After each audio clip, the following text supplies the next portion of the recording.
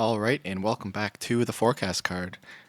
Pretty solid day, 4-1. Almost had the sweep. Unfortunately, Dodgers end up giving up a two-run home run in the seventh, and don't end up getting anything after that. So, win 5-3. Don't cover the 2.5 run line. If you took minus 1.5, maybe in a parlay, you would have had a potential sweep in a parlay. But yeah, they had so many chances to get the score way up too. They just couldn't take the advantage. 10 left on base. It is what it is. Felt like it was the right side, but can't win them all. Giants relatively sweat free. Looked a little scary in the top of the first, but luckily Taiwan Walker's as bad as I expected him to be. Tigers Brewers over. I wouldn't say it was sweat free considering the Brewers put up only a single run. But yeah, I was kind of scared how good Scooble looked. I thought maybe I had misread it, but fortunately, Tigers get 9 runs. That was easy. Cardinals first five, again sweat free. I think they went in up 4-0 going into the sixth. Cubs Padres over. I would say sweat free for a little bit, but luckily the bullpen suck. And we end up getting a ton of runs for the Padres and Dodgers. Obviously, we talked about that, didn't come through. So yeah, I like 8 bets for today, a lot more. Hopefully, we can keep this heater going. I think we're what 18 and 6 over the last 3-4 days. So yeah, awesome days. Hopefully we can keep going. Anyway, thanks so much for watching, and let's get into the video. All right, heading on to game number one, we have the D-backs heading on the road to play the Marlins. Now, this is going to be an interesting matchup between some two pitchers that are kind of struggling.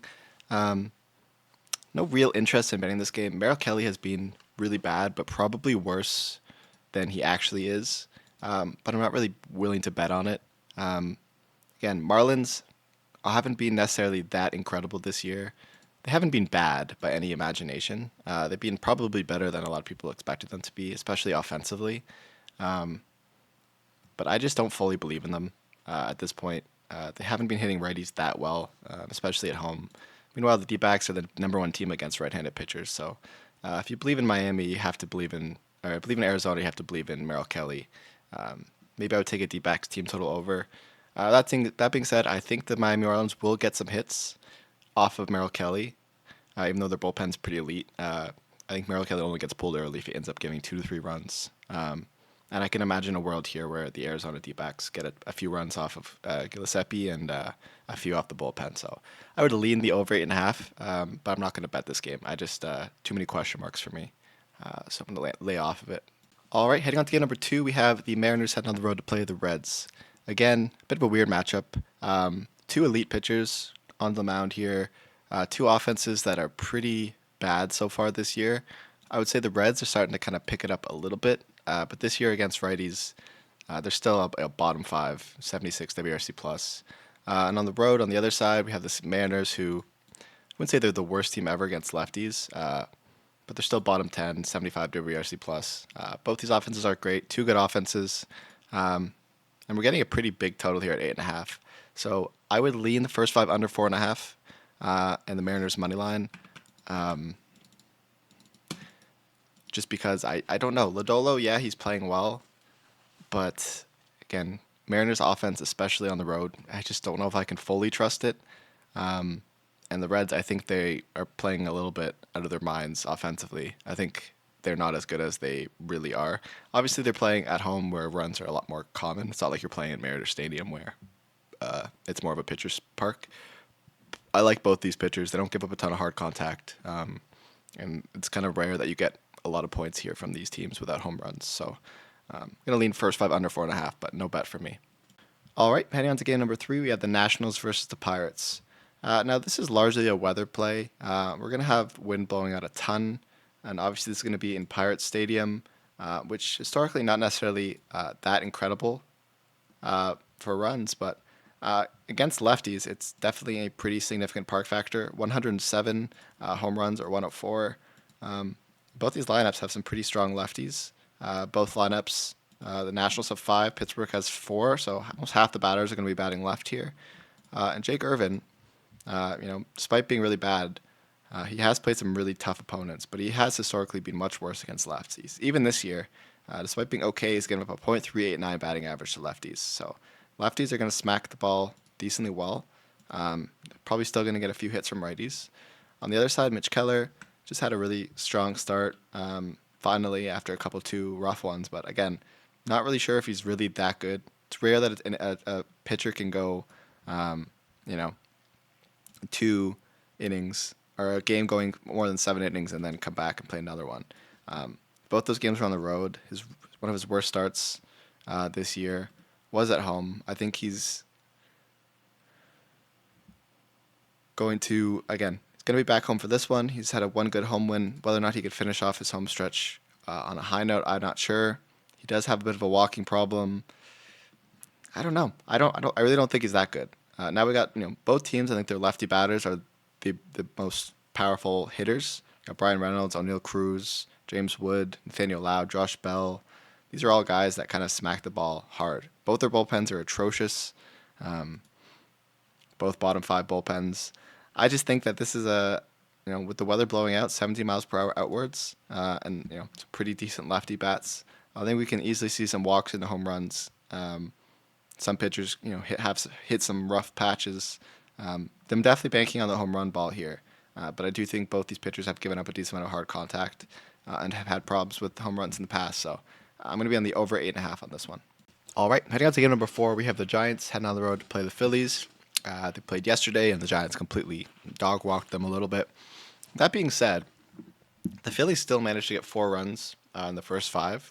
Their only runs. They had a really big trouble with the Giants bullpen, which is arguably the top 3 so far this year. So I'm only going to take the first 5. And Verlander historically has been good against Philly.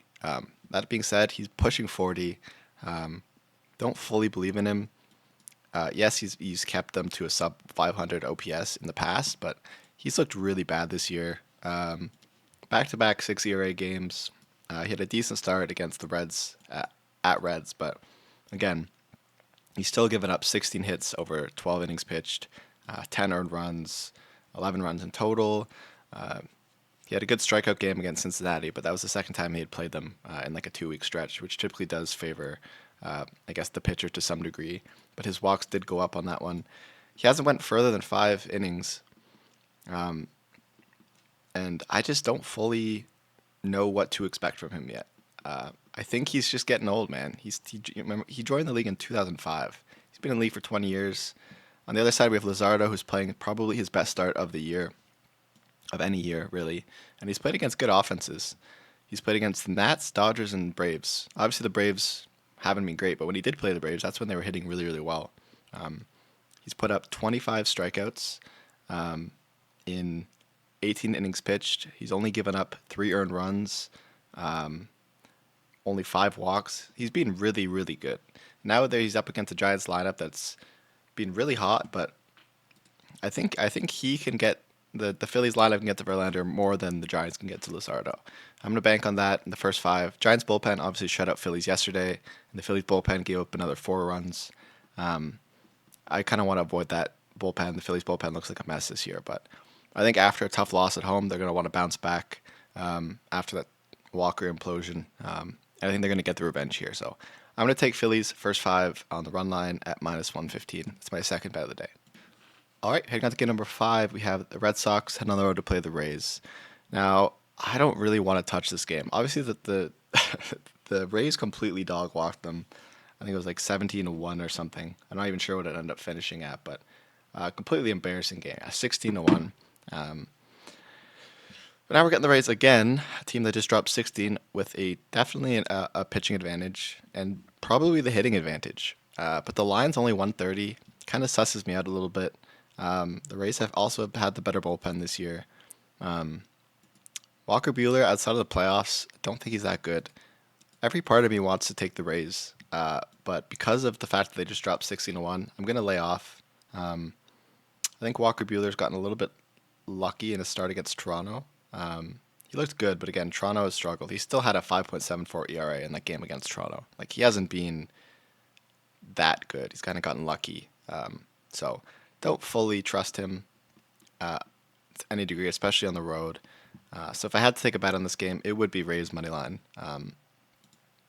Can't really back this Red Sox offense right now, but I don't know. It feels like a spot here where Red Sox could just sneak a win in. after such a pathetic performance. Maybe the Rays bats cool off. But yeah, I would lean Rays money line, but definitely staying off this one. All right, heading on to the next game, we have the Guardians head on the road to play the Orioles. Now, this is going to be a bit of a weird one. Now, both these teams kind of suck offensively this year. That being said, I think I just like the Guardians because of the weather matchup with the pitchers. Now, Logan Allen by no means is an elite pitcher. He's 26. He really should only be getting better. He didn't have that bad of a year last year, but it wasn't great. It was definitely not an impressive year. But overall, he's been okay. He's been slightly better on the road. He's really struggles this year, at least against lefties. And the Orioles have basically all righties. So maybe he's really improved his. Obviously, he's only played 8 lefties, but he's given 3 hits and a home run up to lefties.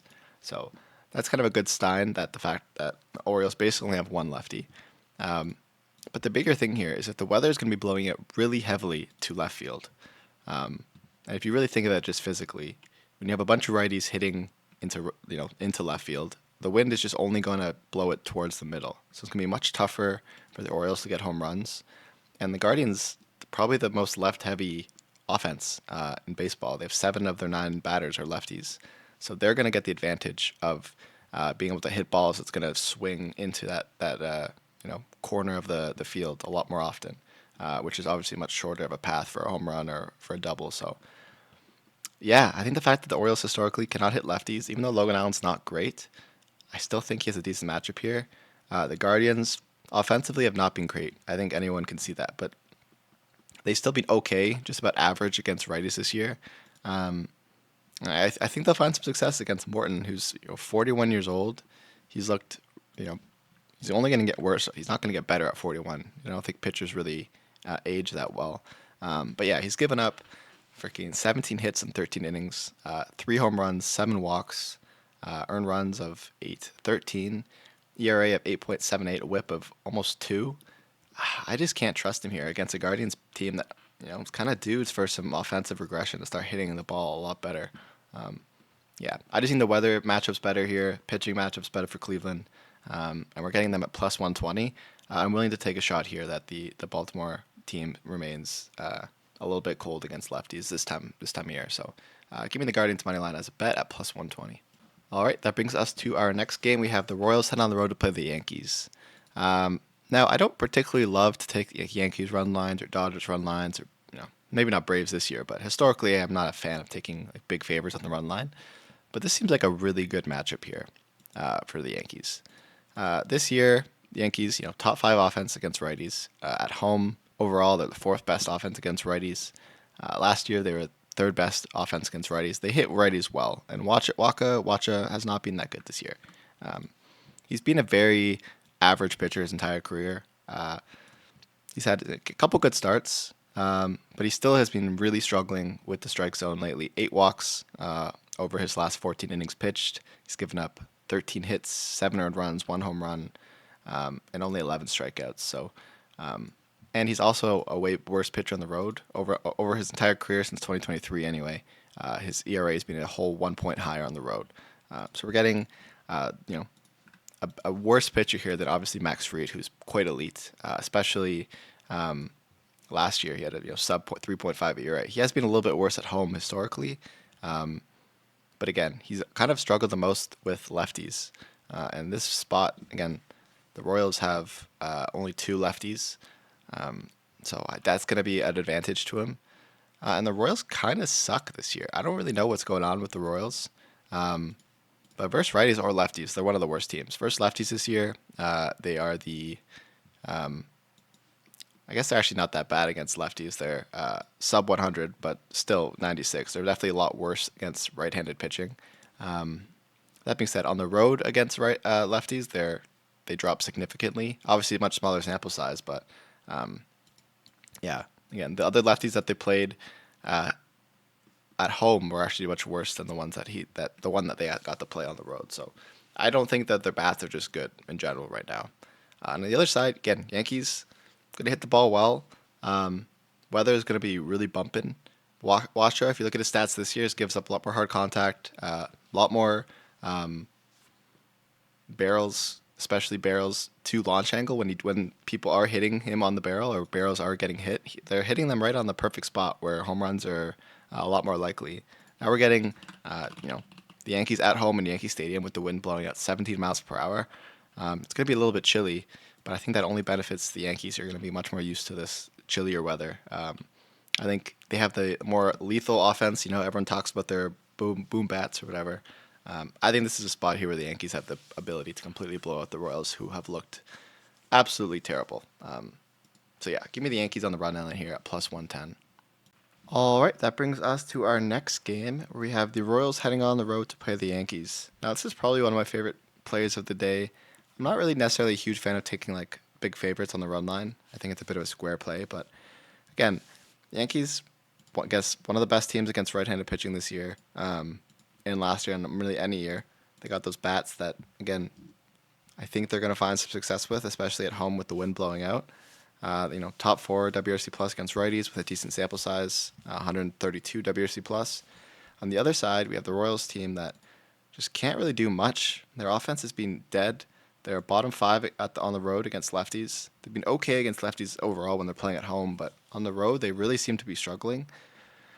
I think that offense is just a complete mess. Max Fried, historically elite against righties, sucks against lefties, and the Royals really are only going to have 2 lefties here. So I like the fact that Max Fried's going to probably be able to go potentially 6-7 scoreless innings. Waka's okay.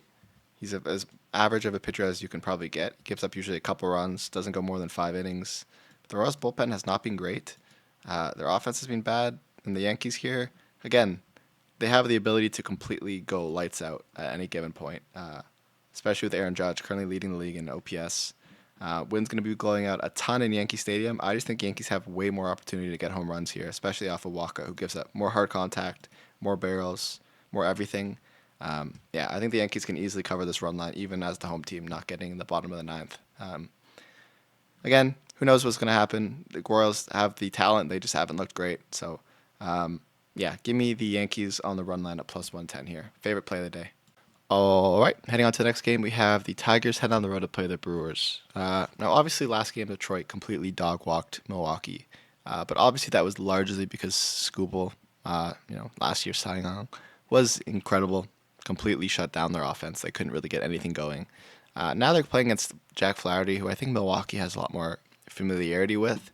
And after putting up basically a goose egg yesterday, I think they got a run in like the 9th inning with 2 outs. They basically got shut out. I think they're going to really want to step it up.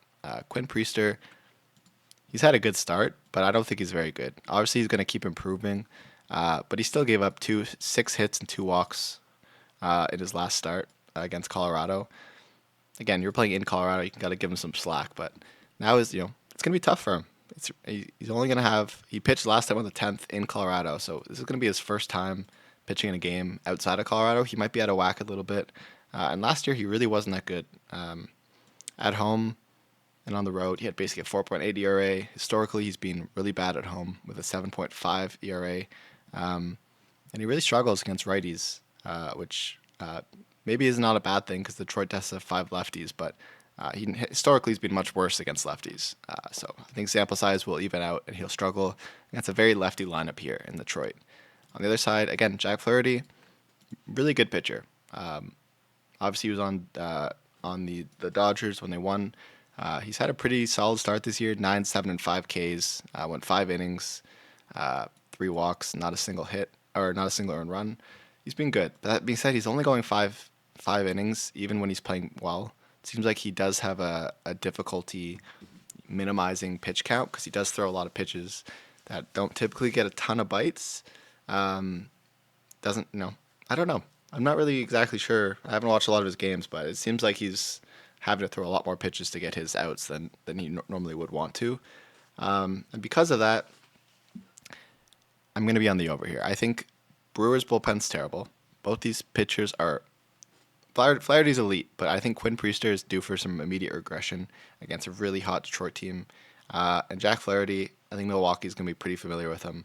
And they have one of those lineups that's kind of hard to play against because the Brewers, I think one of the only teams that have a left, right, left, right, left, right, left, right, left, right lineup, which does typically throw off a pitcher a bit when they're kind of having to deal with adjusting their zone. So I think we're gonna see a lot of runs in this game. Obviously, Brewer Ballpark pretty solid for runs, and we're gonna have winds blowing out pretty heavily, straight out to outfield. So we have a lot of big hitters in this ballpark. Jack Flaherty, despite being elite, the way he does pitch, typically if they do stay in the middle a little bit, he does give up a decent amount of home runs. So I do think that we're gonna have a bit of an over-looking game here.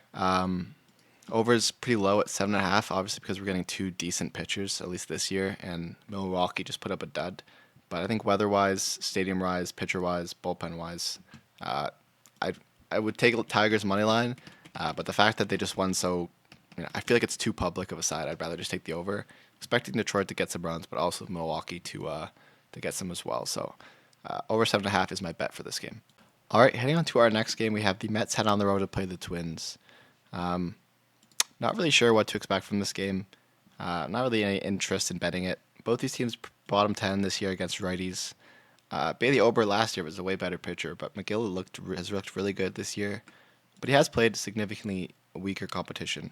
So I don't fully know what to expect. Outside of the questionable start against the Cardinals, Bailey Ober hasn't been that bad.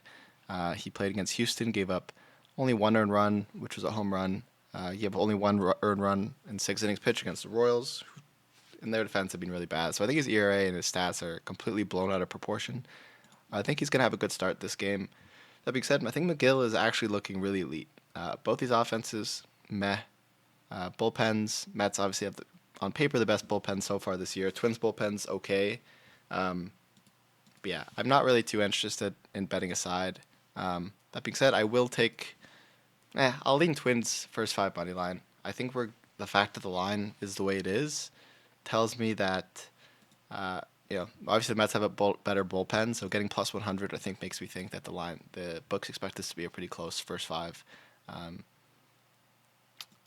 Again, McGill, I don't know. I don't know what to expect. I hate early season pitchers that are playing really well and good pitchers that are playing really bad, because then you don't know, are they actually bad right now or they just get a cold start. So I would lead Minnesota first 5, but I'm not going to bet this game. All right, that brings us to our next game. We have the Athletics head on the road to play the White Sox. This is, again, another weird one. I just don't want to lay that many points with Oakland. Obviously, they've been better this year, but I don't think they really have that much talent. Obviously the White Sox aren't that great against lefties. But Sean Burke obviously hasn't been that good either. But if you look at Jeffrey Springs' stats, he definitely is way worse against right-handed pitching, and he's way worse on the road. At least he has been in the past. So I would lean White Sox first 5 money line here. I can't imagine ever leaning that much money with the Athletics. Jeffrey Springs is fine, but Sean Burke obviously not a great pitcher either. He's had a pretty bad start, but he definitely was pretty good last year. He barely pitched, but he looked really good. And this year he's been bad against righties, but rough against lefties. And I think a lot of the scarier arms bats for the Athletics are lefties, in Lawrence Butler and Blade. So, and Soderstrom's been having a good year. Obviously, you got Brent Rooker, but he's more, and Brooke and Shea are more bomb kind of guys. And I don't think the White Sox stadium necessarily that great for home runs, especially with the weather. So I'm gonna lean. I'll lean over 8 in this game. White Sox first 5 money line would be my lead if I had to pick a game. But I just think that the White Sox get some runs here, and the Athletics offense will find success against the White Sox bullpen and could probably get a few off Burke as well. Give me the over 8. Moving on to Astros versus Cardinals. Another good game here. Obviously, Hunter Brown, super elite. Eric Fetty, he's a solid rotational pitcher. He's not like elite, but he has the ability to put up a really, really good start for you. Obviously, he had a rough one against Boston. Gave up 4 walks, and a bunch of home runs. And the next game, he gave up 4 walks again. If he can control his walks, he'd be elite. But he basically had a no-hitter through 6 innings against Pittsburgh last game. Not particularly that impressive, but since 2023, he's been really, really good at home. Obviously, on the other side, we have the Astros, who this year have been absolutely terrible against everybody, but against righties, they're bottom six with a 90 WRC plus. Um, on the other side, we have the Cardinals, who obviously are a pretty good offense this year, but they're playing Hunter Brown, who's, in my opinion, could be a top 10 pitcher this year. Um, if I had to pick this game, I would probably take the first half under 4 as my official lean. Wind is blowing to the left to right, which again benefits the teams with a lot more lefties, which obviously is going to help a lot the Cardinals. So um, if I had to pick a bet here, I think the Cardinals are probably the right side at the plus money. But no interest in betting this one again. I'll say my official lean is first 5 under 4, and I would lean the Cardinals as well. All right, heading on to the next game, we have the Angels heading on the road to play the Rangers. Now, I don't really trust either of these pitchers. Molly's looked good, but I think he's actually a lot worse than he looks. And Kikuchi's been bad, but he's probably slightly better than how he's looked. That being said, offensively, both these teams have good matchups here. Both pitchers are really bad against righties compared to lefties. In both matchups, assuming switch hitters switch correctly, are going to be... There's basically only going to be one lefty in this game, and that's Corey Seager. It seems like based off the projections, there's going to be 17 righties here against two pitchers that are worse against righties. Wind is going to be blowing inwards, but slightly left, which again benefits right-handed hitters. And the Ranger Stadium is number 5 in park factors for home runs against for right-handed hitters. And we know Kikuchi, that's his biggest problem. He's either going to strike you out, or he's going to, hit a home run off you. And when you're not playing confident as a pitcher that pitches like that, you typically walk a lot more people, and we kind of saw that. He gave up 5 walks against Cardinals, 3 against Tampa. He gave up 4 home runs already, 1 home run per game, 10 earned runs. Don't fully trust him, and the Texas Rangers have those bats that can get you. They have Jake Berger, Dolis Garcia, Josh Jung, Marcus Semien. Even they got Jonah Heim, Kyle Higg. Like their entire lineup has the ability to hit a home run. So this is going to be tough for this Kikuchi lineup. If you look at these two teams, again, versus lefties, Texas is a top 10 team right now in WRC+. Not a significant sample size, but they're hitting lefties at a pretty solid rate. On the other side, the Angels, also top 10 against righties. They have a huge sample size, 47. Not huge, but big for this time of year. And they have 121 WRC+. So we got 2 pitchers that struggle against righties. We got weather that's kind of going to be beneficial in a stadium that benefits right-handed hitters, especially when it comes to home runs. Tyler Mahle, again, who really knows how he's going to look? He's still kind of dealing with Tommy John recovery. Not fully sure if he's going to be even close to how good he once was. Obviously, he's had a fantastic start, but I think he's due to regress after a really, really good start against an lethal Chicago lineup. So, yeah, again, historically, he's struggled against righties. He's been elite versus lefties, but he may not see a single lefty tomorrow. So, yeah, give me the over 8.5 in the Angels versus Rangers game. All right, that brings us to the second last game. We have the Cubs versus the Padres. Obviously, the Cubs kind of got shit on today. Yeah, it wasn't a very good showing from them. I think this is a pretty good spot here. Obviously, the Padres are elite, but I think Randy Vasquez is due for a shitty start. He's been really, really good this year, and historically, he's been incredible at home. That being said, though, I think this Cubs team is gonna want to get back after that tough loss. They have the arms, they have the bats to really take advantage if they can get hot.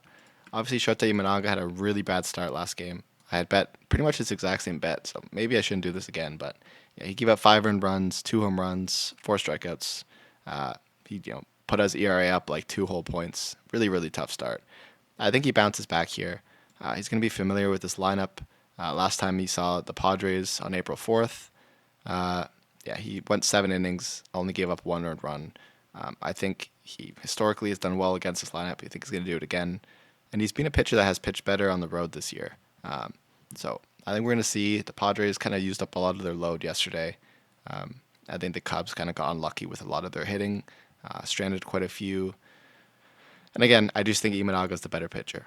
If you look at this Cubs lineup, on the road versus righties, they're the number 1 team this year. 336 plate appearances, WRC plus of 143. Obviously, Padres are just an elite offense in general, 110.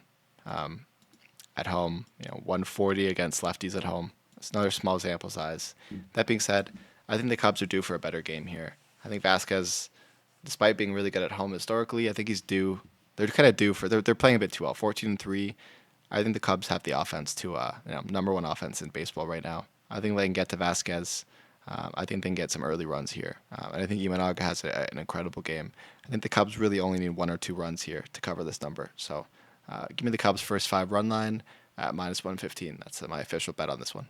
All right, and that brings us to the dirtiest bet of the day. I'm going to be on the Rockies' first 5 plus 1.5 runs. Because the juice is so crazy, you can get first 5 plus 1.5 at -125. So they can be losing by 1 at half and still cash. Yeah, I think Feltner is probably the best pitcher on the Rockies, and I think Knack is probably one of the worst pitchers on the Rockies. I think the Rockies felt like they had a chance to upset the Dodgers yesterday. I think they got that little taste of the fact that maybe we actually we can win potentially. Knack, obviously he's 1-0, but undeserved 1-0. Well, I guess I shouldn't say that. I think he got the win. Yeah, he got the win on his good start where he pitched for 2 innings, gave up 1 hit and 3 strikeouts, and he got the win for that. But then he played the Nationals, played 2 innings, gave up 4 hits, 5 runs, 4 walks. I just don't know how you can trust him. I really don't think it's that bad. Dodgers bullpen on paper is good, but they've been looking really sus lately. I think, despite the fact that the Rockies have such an awful lineup, I think they can get to Knack. I don't trust this guy one bit. Yeah, I really don't. So I think if the Rockies can get to him before he gets back into form, especially if they are able to get some walks, Knack, he's not really a bad pitcher, but he does give up quite a few home runs, and that's kind of all the Rockies have been doing to get offense. They kind of just rely on these big guys to hit home runs, and I think they'll find some success here early on. Feltner has been obviously an elite pitcher. He's had 3 starts this year. He's only given up 5 earned runs. One of those, or 2 of those, were being in Colorado, which is more impressive because any ball that gets any contact just flies. I think he's really good. I really do. Obviously, he's known to be a bit more of at least this year. But historically, he's actually been much better on the road, which basically every pitcher on the Rockies are. Yeah, I think he's the best chance they've got to beat this Dodgers team early. I think Knack is not really that good. And I think the Dodgers are kind of just their bats kind of went cold again at the end of the game. I think we're going to see something similar here. Ren Feltner has 79 at bats, only 15 hits against this Dodgers team. Held them to a .90 average, a sub .600 OPS, on base percentage of 31. And he's only given up 1 home run. So I think if the Rockies can just get some early walks into some dingers, I think they can easily cover this number. At -125, I'm willing to take a shot at them. So Rockies first 5 plus 1.5 at -125. I think you can get even a better line right now on FanDuel. I think it's like -115. But I already bet this on Bet365. So anyway, thank you so much for watching. Those are my 8 bets for today. I'm going to stop doing the recap at the end. Doesn't sound like a lot, but it's actually ended up taking me like an extra hour just because of the annoying editing part. I'm still obviously getting used to this, but yeah, thank you so much for watching, and I will see you guys all tomorrow. Let's keep this heater going.